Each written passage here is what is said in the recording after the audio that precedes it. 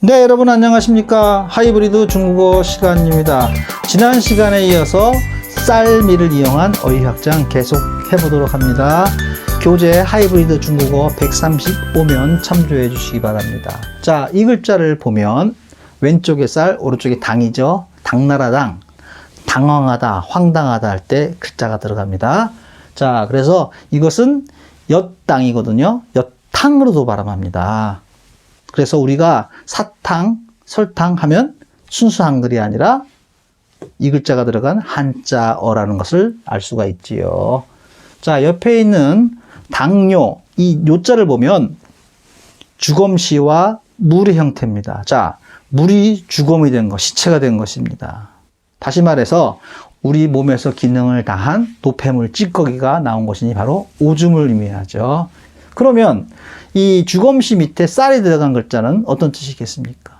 네, 쌀이 주검이 됐다.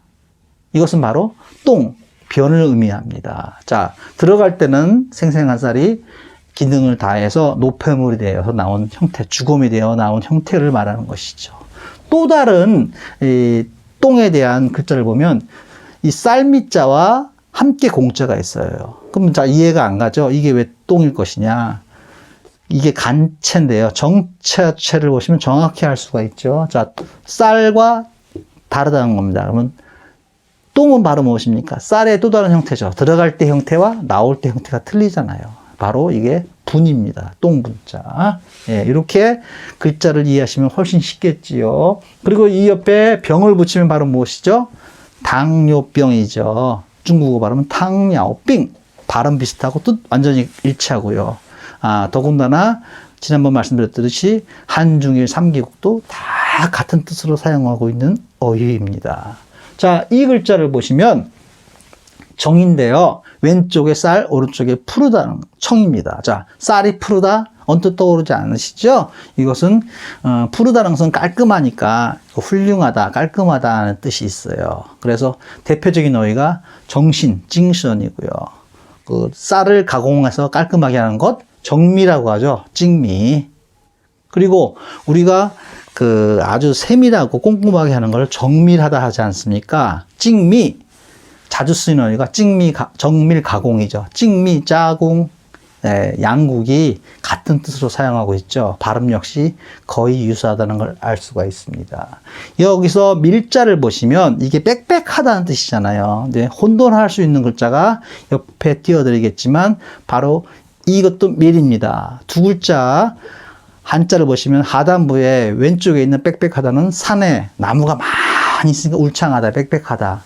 충분히 유추할 수가 있죠. 오른쪽에는 하단부가 벌레입니다. 바로 꿀벌과 관계가 있죠. 이건 달콤하다는 뜻이 있는 것이죠. 그래서 밀봉 그러면 미펑 그러면 글자가 들어 달콤한 꿀벌, 벌꿀을 얘기하는 거죠. 꿀벌을 얘기하는 것이죠. 그리고 또 징차이라는 어휘도 상당히 많이 사용되고 있는데 이 차이는요.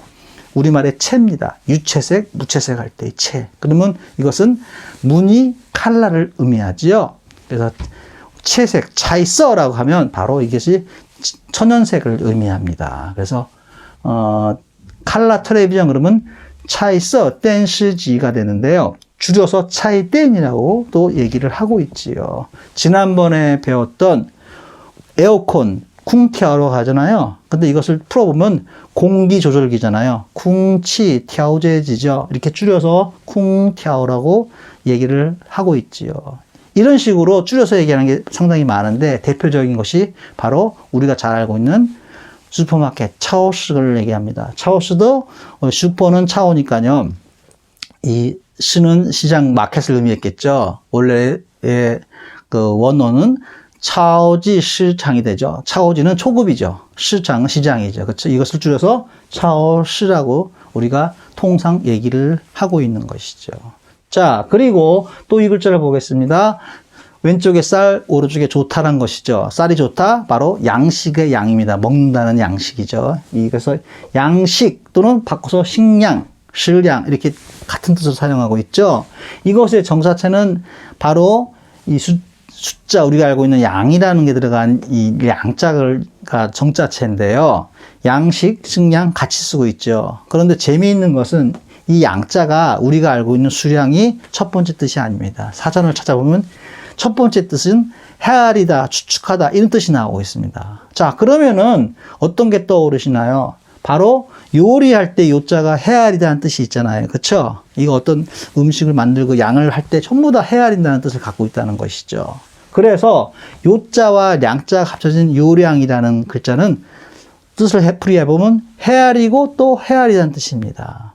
우리말에 뭐뭐할 요량으로 이런 어휘가 있잖아요. 어떤 일을 할 때 무작정 무턱대고 하지 않잖아요. 그렇죠? 생각을 해보잖아요. 그러니까 이 요량이라는 게 그런 뜻이죠. 중국에서도 발음이 랴오량이라고 하면서 같은 뜻으로 사용하고 있죠. 이렇듯이 원뜻을 잘 알고 있으면 풀이가 굉장히 쉽겠지요. 그러면 다음 시간에는 이 헤아리다는 걸 가지고서 계속 또 어휘를 확장을 해보도록 하겠습니다. 오늘 수고하셨고요.